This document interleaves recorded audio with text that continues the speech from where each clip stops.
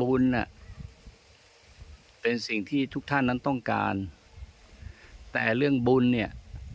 ทุกท่านนั้นจะได้ก็ต่อเมื่อทุกท่านนั้นได้กระทำการทำบุญไม่ได้อยู่ที่มูลค่าจะต้องทำบุญเป็นหมื่นเป็นแสนเป็นล้านหรือไปแข่งกับใครๆขอให้มีจิตศรัทธาทำด้วยจิตศรัทธาแม้แต่มีทุนนิดหน่อยหรือแม้แต่ไม่มีสตุ้งสตังค์ไม่ต้องสละสตังค์แม้แต่บาทเดียวก็ได้บุญเหมือนกันขอให้ตั้งใจและอธิษฐานต่อสิ่งศักดิ์สิทธิ์ที่เราเคารพนับถือก็ได้บุญเช่นเดียวกันนะฉะนั้นการทำบุญเราอย่าเบื่อบุญเราอย่าหนีบุญ13 เมษายนนี้